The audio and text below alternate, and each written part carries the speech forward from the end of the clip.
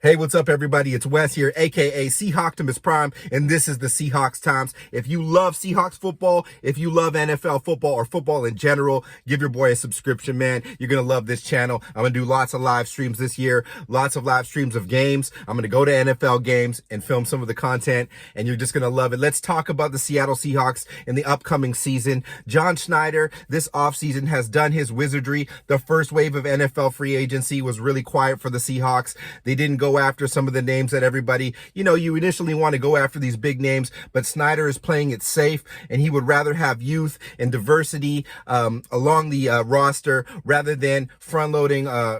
He did front load contracts, but rather than paying all of these players that are due for big signings and crippling himself for the future. Because let's face it, this team upcoming, we're just trying to get back into that playoff race, keep the team young, keep the core talent, and move forward when we can get a dynamic top 5 type quarterback level talent for 2025 and beyond to open up what I will believe, and as a Seahawks fan for decades, will be a window to enter Super Bowl contention if we play our cards right. We got the young coaching staff. We're making the right moves of filling the roster holes in order to open up the draft possibilities. So we are not pressed. We are not forced as a team to take so much based on need, and that is very critical. Over the last, decade or so, we've really pressed ourselves, made too big of trades in the first round. We've got some gems all throughout that time, but now we're going back to basics and just getting competent talent at position. We bring in Mike Macdonald, a coach I'm extremely excited about, and I know you are too if you're a Seahawks fan.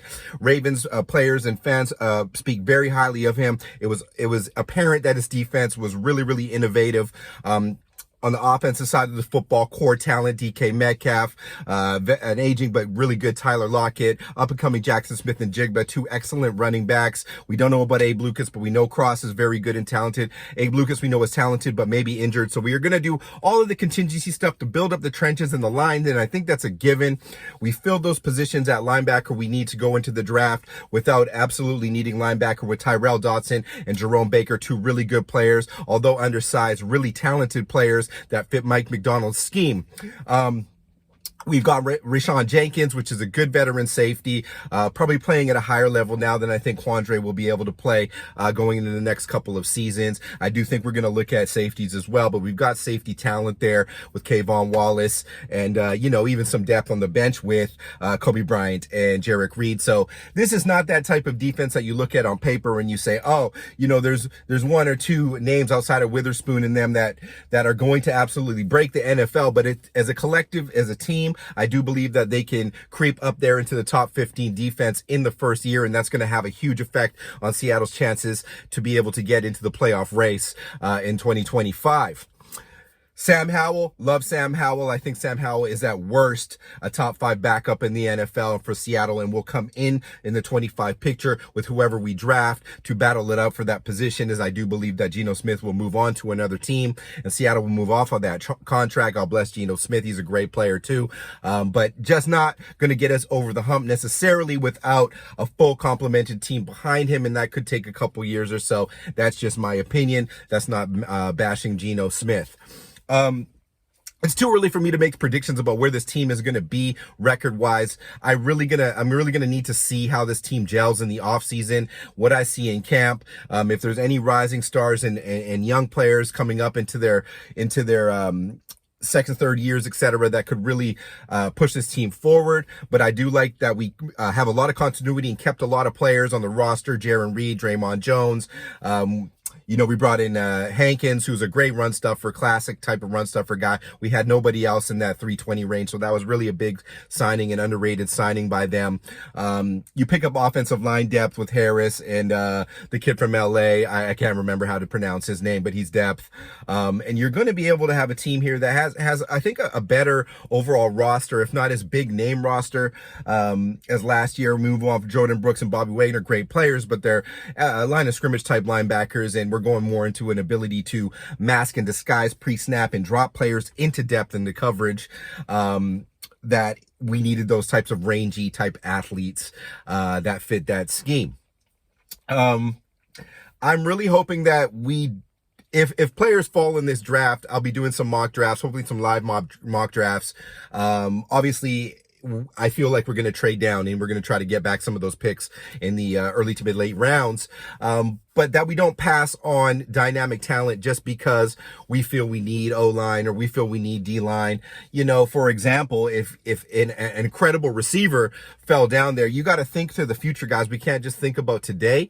Tyler Lockett will likely retire. You know, do you pass on an Odunze, not that he'd be there, or a Xavier Worthy type player if it's the right value at position, just because, you know, we're so loaded at receiver and we've got Jake and we've got those guys. You know, let's just keep building this team. Let's just keep building it, moving it forward. I really like the direction. I really like what John Schneider has done, what McDonald has done, in setting the team up to be a team that is not hampered by, you know, one position, because we don't have that quarterback position to dump $200 million on one guy. So let's keep that going at other places and see what we have talent-wise in order to push the Seattle Seahawks into a wave from 2020 to 2030 where we can really compete out of the NFC and get over the hump of these Niners, Eagles type teams, that we can be getting home field advantage and really working it. And I'm really excited to see what the offense looks like with Grubb and what this looks like with McDonald and Fraser and this really dynamic young coaching staff that I think we're a little bit too weary about their age. I mean, I know there's not a lot of proven staff there, but I do like the lineage, the trees that these guys come from, and I do believe that that youth and that energy and that vibrance will bring new, fresh ideas to the Seattle Seahawks. And players, this is something that's underspoken as well. Other teams that we play are so used to Seattle playing such a set certain way that they're not really going to know what we're going to do. And that is going to be a big advantage to us going into this next season, because they're just not going to be sure of how Seattle is going to come out offensive or defensively. And I think in the first half of the season, that could be a big advantage for us. The element of surprise, often overlooked, as this league continues to be a passing league. We're going to zig while they zag. Tell me what you guys think is the most important thing we do in this draft to fill positions of need. Yes, I don't want to hear about guard because they're going to do the guard stuff. They're going to get the contingency at tackle. But what do you think it's more important to do? To stay at position and draft high caliber, you know, semi-blue chip type players in the top rounds and get up into those rounds, or divvy it up, trade down and divvy it out? So between the second and the sixth rounds, we have a lot more picks to fill out this roster. And hopefully we hit a few gems, find your Woolens, find your types of guys like that throughout the center of the draft. I think it's really exciting. Nobody really knows what John is exactly going to do. It's very untelegraphed. And let's just get excited, everyone. You know me, I'm really optimistic about the team. Sure, like I've said before, if this team only wins 4 games, but they look totally different and they're really running to the ball and dynamic and trying to be explosive and just playing with more fire, I'm going to be more excited about them than being a 9-win middling type of team.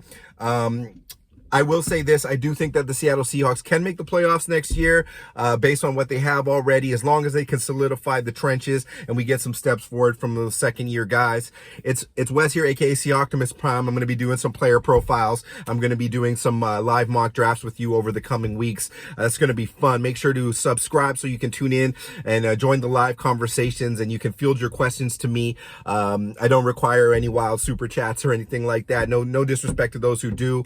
Shout out to all the other YouTubers out there that do great jobs explaining their teams, their specific teams, and specifically the Seahawks YouTubers. Much love to you guys, and we'll talk soon. Peace.